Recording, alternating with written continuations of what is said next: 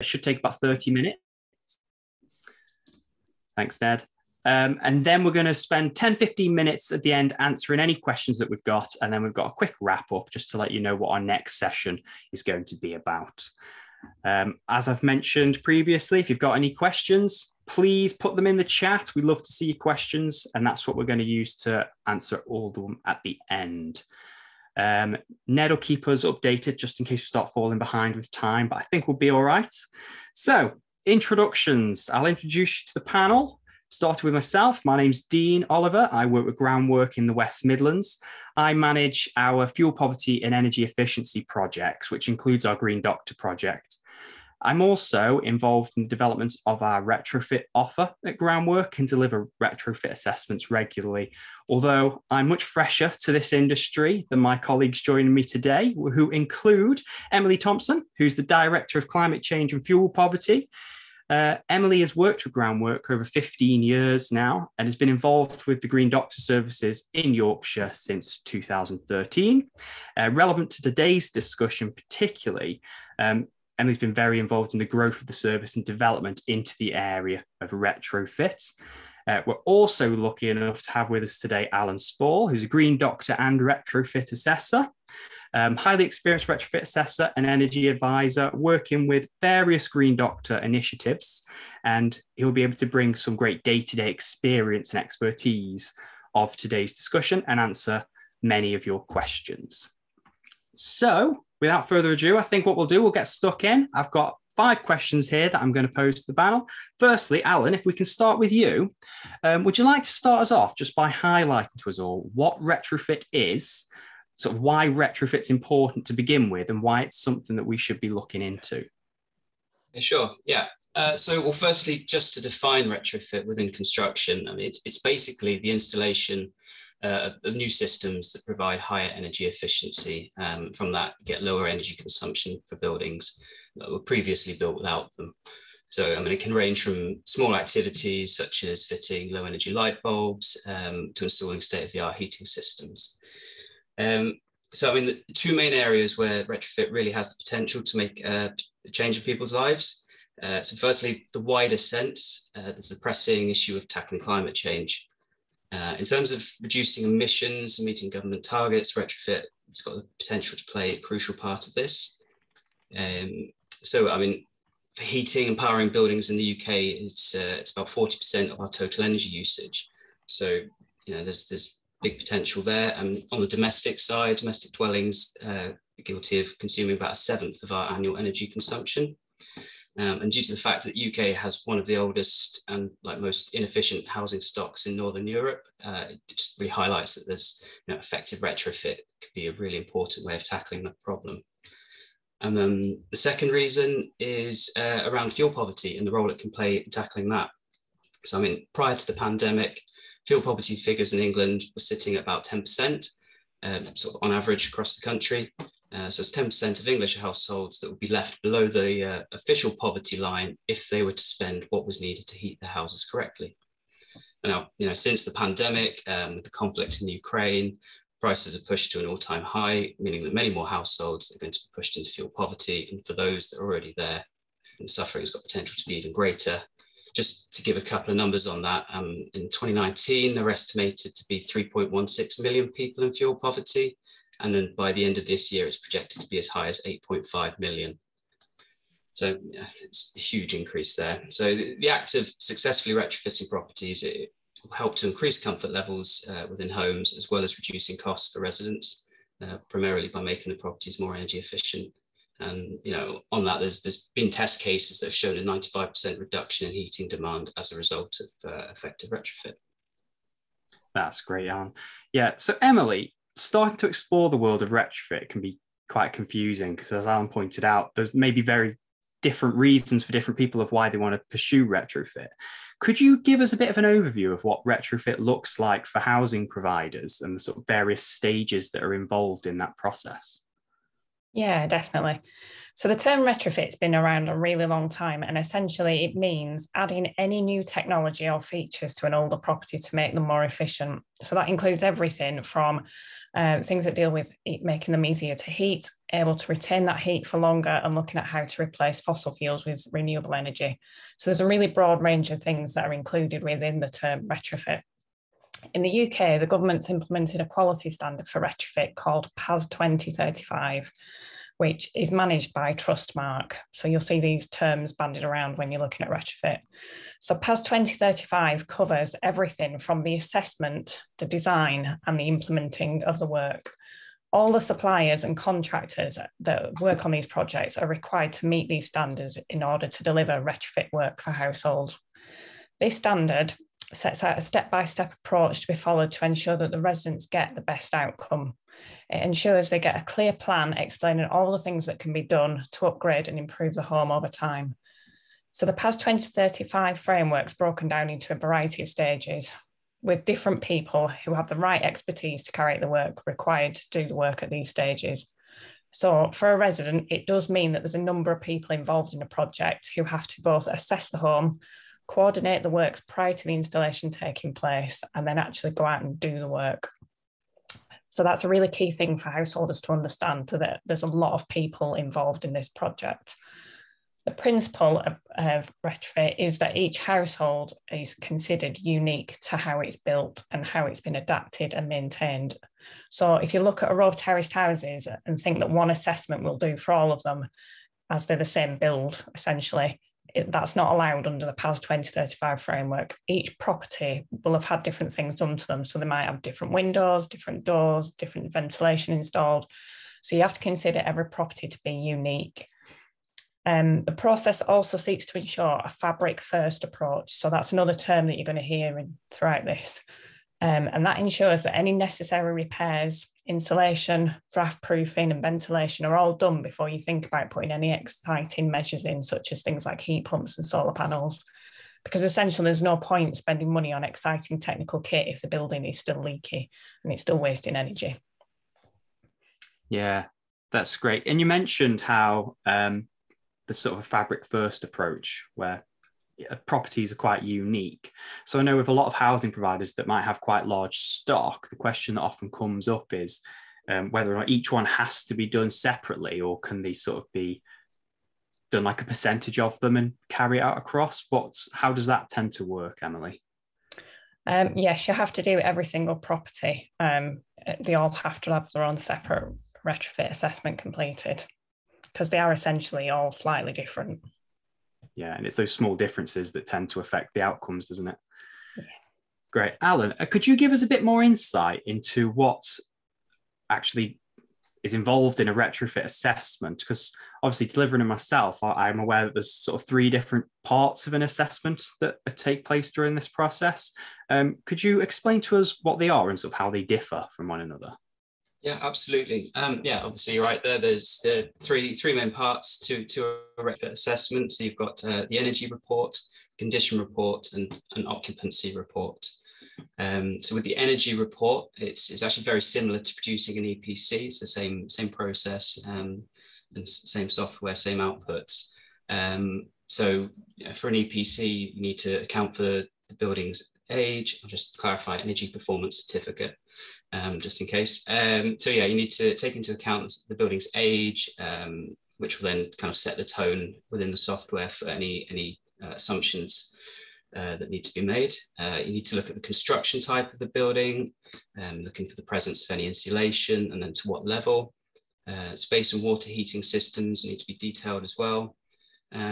And where it's a bit more specific than an EPC is that the report has to include the specific glazing areas, the age of the glazing and that orientation.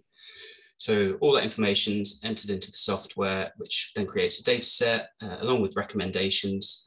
And these can be used for a basis of what retrofit work might be undertaken. It can be external wall insulation or PV panels, for example. And so second part is your condition report. It's a very photograph-heavy document, and that documents the building's design and style. You're photographing each external elevation, want to be noting any possible structural issues. They want to be accounting for any building services, you know, where they enter and leave the building. Make sure all of that's nicely detailed. And then internally, you need to be looking at each individual room, noting any damp, any condensation issues, as well as presence of ventilation or extraction systems. So yeah, it's again, very photograph heavy on that side. And then the final part is the occupancy assessment, which is basically, it's just recording the number of occupants, their ages, and any relevant disabilities. And then this is all collated along with the floor plan and sent to retrofit coordinator and then designer. Yeah, but if we just follow up on that, because I think it might shock some people how much is actually involved in the assessment process when you visit a property. Firstly, like how long on average do you tend to find it takes to do one of these on a property? And then secondly, you know, obviously the first part of that, the retrofit assessment side, is quite similar to an EPC. So does that affect its, if it has an existing EPC, is it affected as well? So in terms of how long each one takes, I tend to allow probably an average of about 90 minutes, trying to be very accurate with all your measurements for the floor plans and window sizes, and you know, documenting every facet of the building. So it is quite a time-consuming operation on that side. And then essentially for the EPC, no, it doesn't change it. Theoretically, they should, if they've both been undertaken accurately, produce the same result. But differences may come about from the extra data that's contained within the glazing information.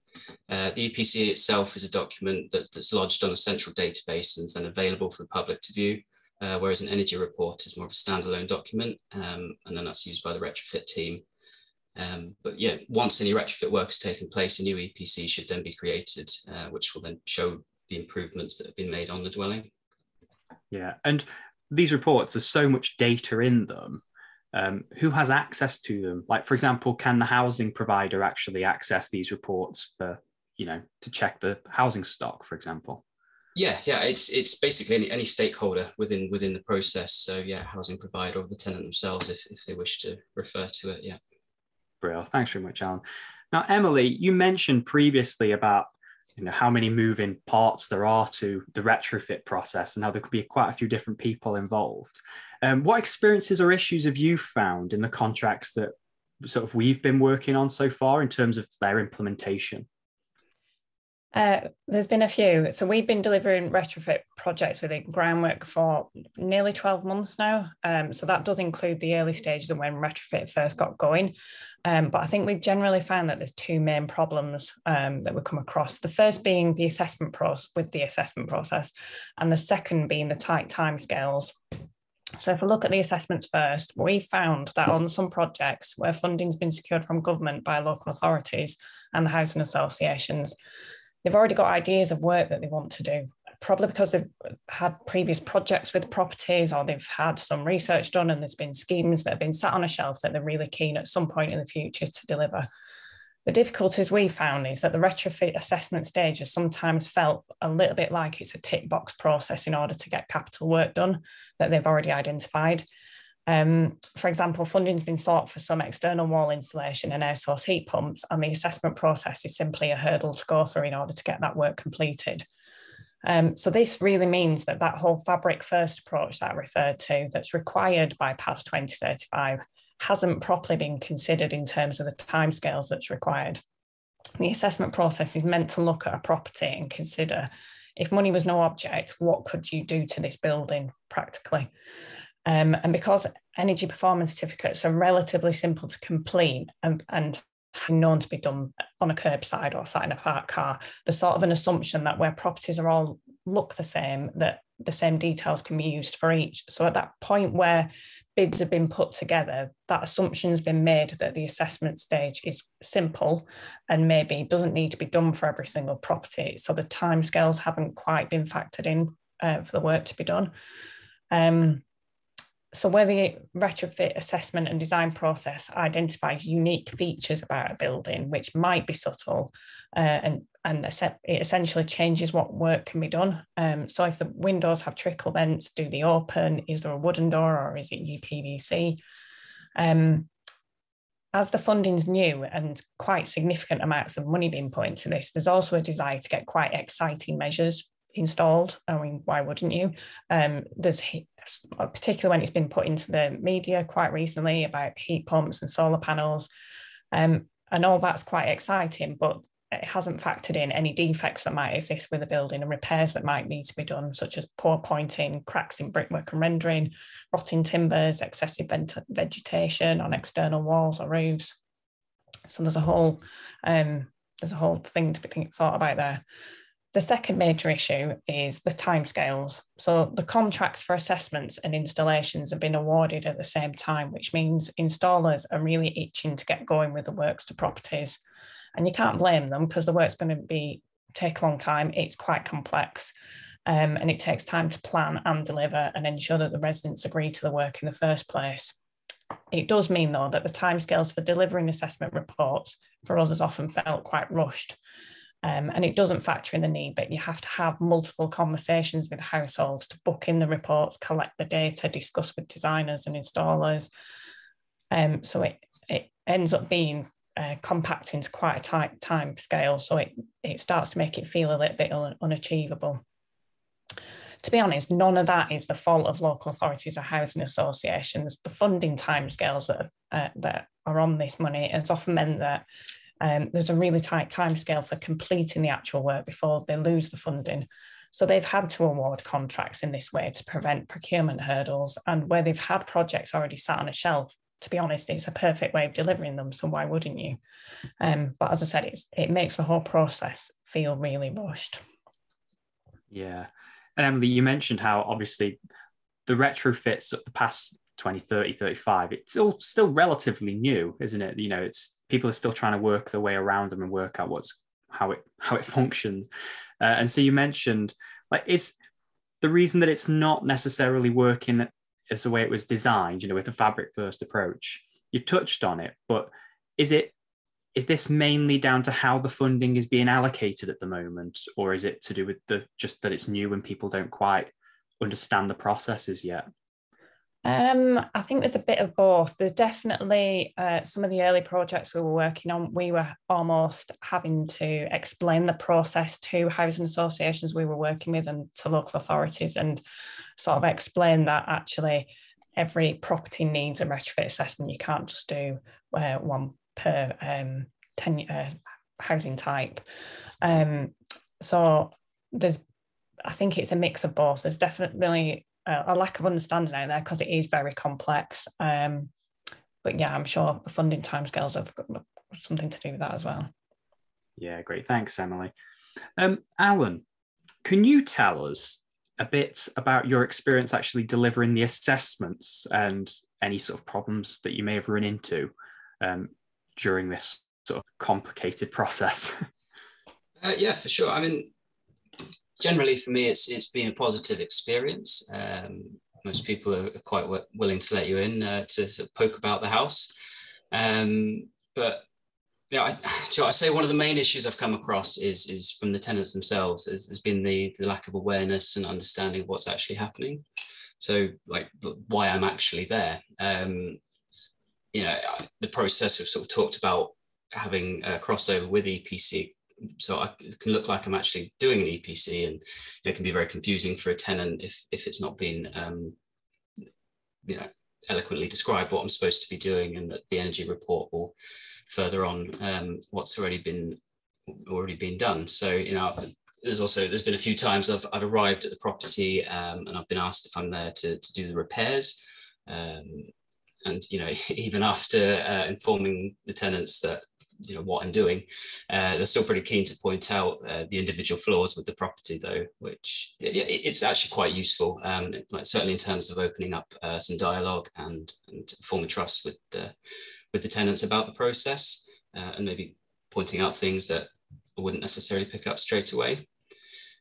But it all kind of points to a lack of sort of engagement and understanding from the outset. So I mean, you know, a successful retrofit project, engagement with tenants is crucial. And I know there's been previous successful projects, they've achieved this, they have what's called like a tenant engagement officer, and they remain that constant face, that point of contact for the residents throughout the project. Someone that they can refer back to and stay in touch with and ask questions about the day-to-day and how it's progressing. And I mean, if you think about how many people and different trades and likely to pass through the property, doing the varying surveys and reports, all the works that needs to be done over what could be quite a long period of time, it's easy to understand that residents are going to become confused and maybe disillusioned with the whole process. So that tenant engagement is really important, and not just on the sort of whilst it's happening, but also for afterwards. Again, research shows that the tenants who have been involved with each stage of the process, they're more receptive to allowing and wanting the works to take place, but also with the operation of the building afterwards. Fundamentally changes how a building works quite often. So if you have that engagement, you can see the process happening, then they're more likely to use it correctly afterwards, and making sure that any changes are successful and keep that building performance gap nice and tight. So yeah, I would say that one of the big things is about enlightening residents about what is going on and why I'm there and what might be happening in the future. Yeah, in fact, to add to that, I'll just quickly share a story before we move on to answering a few questions. And we'll ask everyone, if you've got any questions about anything said, put them in the chat now, because we're almost to that point. But I actually did a retrofit assessment yesterday on a property where when I arrived, there was a lot of family members there to greet me, to question me on why I was there. And as I was taking pictures of the outside of the house and things, and they were quite alarmed, because what had actually happened is, although I'd scheduled to go do the assessment, the resident had rang their housing association to find out who I was and whether or not I was supposed to be there. And we've all heard on the news about scams going up since COVID and things like that, haven't we? And they legitimately thought that I was there to scam them for some reason, because the housing association, the people on the end of the phone, had no idea that I'd be there. In fact, they had no idea that there was any retrofit works even underway. And it's quite a large housing estate with quite a lot of properties that I've been doing for the last 4 weeks. But even some of the staff within an organisation might not always know what's going on as far as retrofits are concerned. So I wasn't allowed to leave. I had to stay until we'd sorted it. So we managed to track down the right name and person to verify who I was. But it took about 45 minutes to sort of verify who I was. And I was not leaving until they worked out who I was. I mean, luckily, we were quite professional, so they weren't too alarmed. They just wanted to get to the bottom of it, which is rightfully so. They were very apologetic afterwards about the whole situation, but I assured them it's due diligence. They should be diligent about who they're letting in their house and things. It certainly wasn't their fault, but it just sort of highlights why not only is it important to make sure that the residents are aware of the process and what's going to happen, but the people on the end of the phone within your wider organisation also understand what's going to be happening. Because like I say, they are complex. There's a lot of moving parts, and they're usually quite long-term projects as well. And like Emily's pointed out, it's still quite new and people are still trying to work out how to work around it. But yeah, that was an experience that I don't intend on repeating anytime soon. But yeah, I certainly second. I think communication is one of the biggest hurdles we have to overcome with this, with there being so many moving parts, and certainly worth correcting where we can. So how are we doing for time, Ed? I think we're spot on, are we? Yeah. Very good. Okay, I've got a couple of questions here, which I'm going to pose. So the first one that came up is, would it be right to assume that housing providers will undertake this, meaning retrofit works, but who will fund it? Shall I take that one? Yeah, go on. So there is government funding available at the moment called the Social Housing Decarbonisation Fund. They're like long titles for their funding pots. So that is a funding pot that housing associations can bid directly into to do this work. So round 2 closed October last year, I think it was, and there's I think there's a round open right now. So I don't know how many rounds they're intending to do, but that's a significant, it's a multi-million-pound pot, so you can definitely get significant schemes done through that at the moment. Yeah, great. The second question that I've got here is at the assessment level, so Alan, you might be best taking this one, the cavity checks, so the cavity wall checks, they want to know, is it checked with a borescope or is it not? Is it done another way? Generally, it's visual inspections, sort of similar to when you're doing an EPC, the non-invasive surveys. But certainly, if there's, if one of the recommendations that comes up is to put external wall, internal wall insulation, I need to be very clear about whether there is insulation already present. So yeah, a borescope inspection would then be very worthwhile because you need to be very careful about moisture and moisture transfer and whether a measure is needed or not. Yeah, because like I say, it's usually a visual inspection, isn't it? Because it's non-invasive as much as possible, just much like an EPC is. So we usually like looking for signs, plug holes, things like that tends to be the kind of thing. But yeah, if it was something specific, it would be more invasive. But I even worry about opening loft hatches if they've been painted. I don't want to break the paint. So I always get the resident to deal with that. I was like, I need to look at your loft, but I don't want to break your paint, because I try and make sure it's like a 0 footprint I've ever been there sort of approach. And that's sort of the approach I take. I know most people do. You probably do yourself, don't you, Alan? I always try and leave the property as I found it, or if I do need to get into a loft, I make every effort for it to be as tidy as possible. I have had a few incidents where I've opened a door and the handles come off, and and I can't get it back. I just have to sort of let the resident know it came off and just leave it. So yeah, as little as invasion as possible is usually the way to go. So got another question here. It's just come in. Can house owners or those in private rented accommodation access the retrofit process at all? Emily, do you want to take that? Yeah, go on. I'm going to get all the funding questions, I think. Yeah. Yes, essentially. So I should have explained the Social Housing Decarbonisation Fund is also bid for through local authorities, some of whom have offered that funding will be available for private sector landlords and house owners. So it depends on your local authority. We'll be sharing after the session when it's finished, because there's a draft currently being finalised for a communications pack that the Liverpool Combined Authority put together to explain the process, and their scheme, for example, is available to the owner-occupiers and private rented households as well. So it very much depends upon the area, but yes, it's a short answer.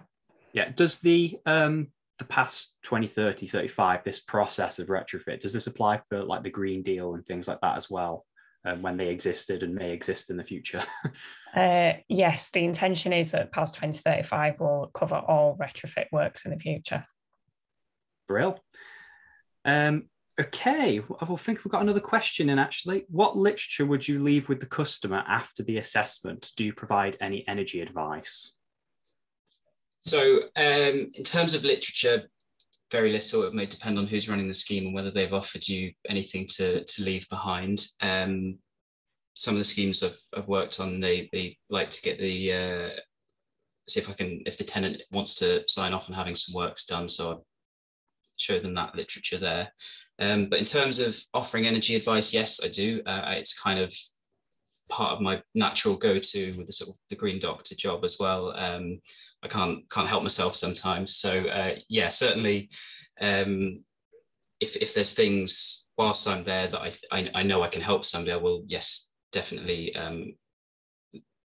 explain on how to do it better. So behavior change for saving energy, that kind of thing.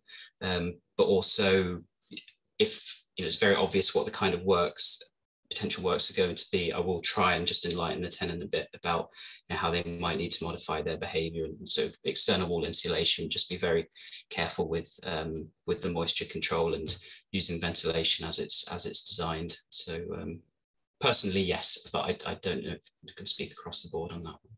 Yes, I believe that the sort of guidance for retrofit assessors is to use the information in the recommendations, I believe is what they say. But like you said, when the people doing the retrofits are also green doctors like ourselves, and we work with people on these specific issues, it's added value for us, isn't it, to be able just to give them that extra bit of guidance. And I often have conversations, particularly the one that usually I get the most questions about is when I'm measuring the gap underneath all the doors and they think I've gone mad.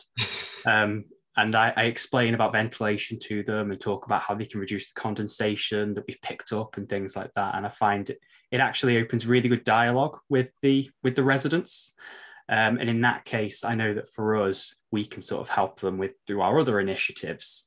But with the retrofit process itself, it's not really a customer-facing role. Would that be fair to say?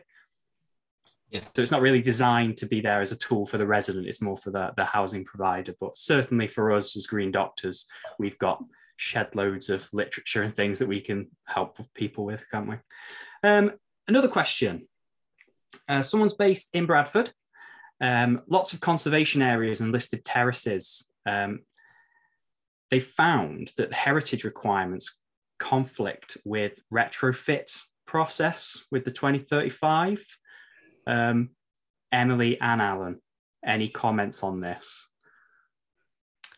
I guess briefly from my point of view, there's different requirements for retrofit assessors. So there's extra training retrofit assessor coordinators need to do to be able to work on older properties that would have heritage features. But I don't think it necessarily conflicts. It's probably just going to restrict what you can do to that property in terms of any other building work would.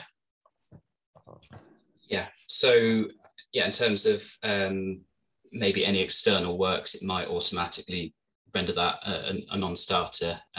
Certainly, if you have to change wooden sash windows in conservation areas, it's a planning issue, that kind of thing. It throws up other areas. And as Emily said, there's further training to be able to properly assess older, like pre-1919 dwellings, or 1920, sorry, which I don't currently have, so I'm not an expert to speak about that side of things, but it does change it, yeah. Yeah, there is in the retrofit report, in the energy report that we generate, it does ask those questions on if it's a pre-1920 property and things, doesn't it? Which flags, well, like you mentioned, I think it just suppresses some of the recommendations, but then does require an extra report, an extra level of detail just to make sure that it's meeting the heritage standards. But as Emily pointed out, my understanding is that it doesn't stop retrofit process. It just makes sure that it's sensitive to any considerations with the properties. Okay, that is all of the questions that we've got so far. You've got a very short amount of time to get another question in if you want to get another one in. But you will also see, I believe we've got it right at the top of your chat. There's a link, and Ned has posted it again, just at 12:33, if you want to look it up in the chat. That's a link just to a feedback form about today's session. And we'd be really grateful if you just spend a couple of minutes just to give some feedback on the session and let us know if it worked out well for you. But Ned, could you bring up our closing slide? Okay. Brill. So final thing to say is just thank you to everyone for joining us today. Thank you to Emily and Alan as well for joining us and answering all those questions. If you have any more questions or you have any idea of future topics that you'd like to see us covering, please email Emily, and Emily's email is there on the screen. Email at any time, day, night, weekends, Christmas, whenever you want. And we're always happy to sort of help out. And we're really keen to hear what other topics you'd like to hear us covering in the future.